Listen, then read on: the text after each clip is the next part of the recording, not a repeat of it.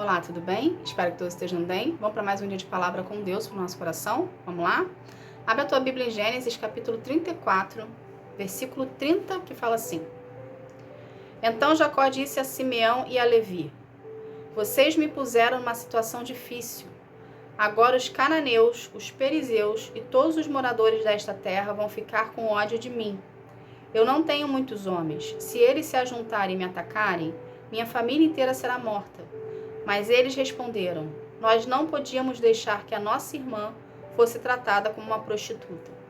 O que houve aqui? Aqui no capítulo 34, Dina, a filha de Jacó, foi violentada por Siquém. E o que houve aqui? Siquém se apaixonou por Dina, só que ele forçou uma relação. Entende? Primeiro ele tirou a honra dela, para depois querer se casar com ela. Com isso, o pai de Siquém instruiu Jacó a fazerem um acordo. E eles falaram, né? O Siquém e o pai dele falaram para Jacó que eles podiam pedir qualquer coisa que seria dado a eles em prol da mão de Dina, para casar com ela. A princípio, se a gente parar para prestar atenção nessa situação, a gente até acha que foi interessante o que ele fez. Ele foi lá, desonrou a menina, depois ele quis casar com ela. Porém, um erro não justifica o outro. O que aconteceu na história? Os irmãos de Dina, que são filhos de Jacó, ficaram sabendo da situação que aconteceu com a irmã. Como Siquém ofereceu para a família de Jacó, dizendo que eles podiam pedir qualquer coisa, eles agiram na maldade. O que eles fizeram? Eles falaram para Siquém que Siquém, o pai dele, todo o povo dele tinha que ser circuncisados. Circuncisão é uma microcirurgia que se faz. Então, todos eles aceitaram, entende? Tanto o Siquém como o pai, como o povo dele, ele aceitou os homens serem circuncisados. Quando houve a circuncisão, é uma microcirurgia, tá? Então, o que aconteceu? Os homens estavam debilitados, porque existia uma cirurgia ali, um ato cirúrgico, e precisava ter a recuperação. Porém, nesse momento da recuperação, os filhos de Jacó, os irmãos de Dina, foram lá e vingaram o que o Siquém fez a Dina, de tirar a honra dela. Entende? Então, como eles estavam debilitados, eles não podiam lutar. Então, os irmãos de Jacó matou todo mundo. Matou todos os homens ali e se apossou das suas mulheres e das suas riquezas. Então Jacó estava aqui, de um certo modo, repreendendo os filhos, falando assim: o que vocês fizeram? Vocês armaram uma guerra. E os filhos de Jacó falaram: nós não podíamos deixar de vingar a nossa irmã, porque ela não é uma prostituta. Entende? Porque a mulher era vista dessa forma na época, quando não havia o casamento e tivesse sido desonrada. O que Deus quer que a gente entenda disso tudo aqui? A gente não deve fazer justiça com as nossas próprias mãos. Aqui houve uma justiça com as próprias mãos. Por mais que a situação fosse agravante, por mais que fosse uma situação bizarra, que foi o que aconteceu aqui, entende? A gente não deve colocar as nossas mãos e fazer justiça com as nossas próprias mãos. A gente, em qualquer tipo de situação, é necessário que nós busquemos em Deus o direcionamento. Porque aqui já houve um erro, já começou com um erro. Siquém impôs a vontade dele em cima de Diná, ok? Ele foi lá e impôs. Por mais que ele gostasse dela e se apaixonasse por ela, ele precisava conquistá-la para poder haver um casamento normal ali dentro das legalidades da época, ok? Porém, ele foi lá e cometeu uma atrocidade. Ele foi lá e cometeu uma atrocidade. Os irmãos de Diná ficaram sabendo da situação e foi lá vingaram o ato que aconteceu com a irmã. Ou seja, algo que começou errado, gerou-se uma bola de neve e teve um outro ato errado. E desse outro ato errado, consequentemente, viria a consequência em cima desse ato. Ou seja, algo que começa errado, termina errado. Ok? E o que a gente precisa entender disso tudo, gente? Tanto para Deus quanto no mundo, existem as leis. Com Deus, a gente precisa pedir direcionamento primeiro antes de fazer qualquer tipo de atitude. Porque quando Ele nos direciona, Ele se responsabiliza. Uma vez que a gente faz pelas nossas próprias mãos, Deus não está nisso, Ele não se responsabiliza, a gente sofre as consequências, ok? E existe a lei do mundo. Você tem direito de buscar a lei do mundo? Tem. Só que você fazer justiça... na verdade, quando acontece algo com você desse tipo, você tem que buscar as leis do mundo. Mas antes de buscar as leis do mundo, pergunta para Deus primeiro o direcionamento que você deve tomar. Entende? Para ter o respaldo de Deus na situação que você estiver apresentando, quando você for tomar as precauções de acordo com as leis do mundo. Ter Deus do seu lado, não queira fazer as coisas do seu jeito. E não faça justiça com as suas próprias mãos. Eu passei por 2 situações na minha vida, que eu vou te dar um exemplo aqui, que o Espírito Santo me trouxe agora na memória em relação a isso aqui. Uma primeira situação que eu passei, uma vez eu morava no Rio, estava voltando para casa na linha amarela, e aconteceu, e quando a gente anda em ônibus muito lotado, acontece às vezes do homem encostar na pessoa que está sentada. Eu não vi, porém eu escutei dentro do ônibus. E a gente parou na linha amarela, ali na parte do pedágio. O ônibus parou ali por quê? Porque existiu uma situação ali que um homem encostou numa mulher e, de acordo com o burburinho que estava dentro do ônibus, apareceu-se um membro do homem. E a mulher ficou revoltada e começou a bater no homem. Entende? O motorista do ônibus parou o ônibus ali na polícia, que tem no pedágio da linha amarela. A polícia subiu no ônibus para ver o que estava acontecendo e prendeu a mulher que agrediu o homem. Por quê? Porque ela fez justiça com as próprias mãos. Então, depois que saiu, a mulher foi presa e o homem foi preso, os dois foram presos, na verdade, houve-se um burburinho dentro do ônibus falando, mas por que a mulher foi presa? Porque perante a lei, a gente não pode fazer justiça com as nossas próprias mãos. A gente primeiro tem que apresentar a situação numa delegacia, de uma forma legal, para poder os policiais fazerem algo em relação àquela situação ali, ter toda uma investigação. Entende? E uma outra situação que eu passei, isso foi comigo, tá? Mesmo, quando nós missionários somos enviados, né, por Deus para um local, a gente sofre muita resistência no local onde Deus nos instala. Entende? E eu sofri essa resistência aqui.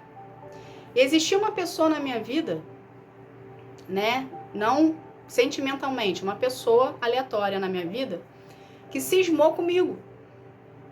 Entende? E me perseguia. Me perseguia de todas as formas e jeitos que vocês podem imaginar. E ela chegou a me ameaçar através de mensagem de celular, através de várias coisas, e queria saber onde eu morava. Eu lembro que eu, na minha carne, ia tomar as devidas precauções para poder ir contra essa pessoa e poder ter um respaldo de segurança para minha vida. Entende? Eu ia acionar as leis legais do humano para poder vir fazer algo contra essa pessoa, mas como precaução. Entende? Eu tive um direcionamento, só que antes de fazer isso, eu tive um direcionamento de Deus. Deus virou para mim e falou assim, filha, não coloque a mão. A justiça cabe a mim. Ninguém toca em você. Foi isso que eu escutei de Deus. Na mesma hora eu baixei a guarda, obedeci o que Deus falou e deixei ele fazer justiça com ele, do jeito dele. Entende? E Deus fez justiça, gente. A pessoa chegou a me ligar para me pedir perdão pelas ameaças que ela cometeu contra mim. O que Deus fez com ela, até hoje eu não sei. Eu não sei o que aconteceu na vida dela. Mas o fato dela me ligar, pegar o telefone, descobrir o meu número e me pedir perdão, algo Deus fez com ela. Entende? Eu não sei o que é. Eu não sei por que a pessoa começou a ter implicância comigo. Eu não sei por que ela, enfim, queria me ameaçou de várias formas. Ameaça de morte, ok, gente? E o que Deus fez com ela? A única coisa que Deus me revelou foi que isso era plano espiritual. Isso era o espiritual fazendo contra mim por conta da resistência que eu estava sofrendo na cidade onde Ele me colocou para poder trabalhar dentro de mim, no meu coração. Entende? Ou seja, o que a gente entende disso aqui? Que a oposição não queria que eu ficasse nessa cidade Então existia uma resistência local, espiritualmente falando, para poder me tirar daqui. E usou a vida dessa pessoa, desse homem, para poder me atingir e me causar medo.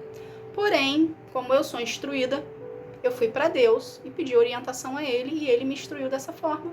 E hoje tá de boa, tá tranquilo, não existe mais nada. Isso aconteceu há 4 anos atrás, tá bom? Então, o que Deus me trouxe? Essa lembrança para poder falar para vocês que não cometa justiça com as suas próprias mãos. Porque uma vez que a gente faz justiça com as nossas próprias mãos, que a gente age da forma que a gente quer, entende?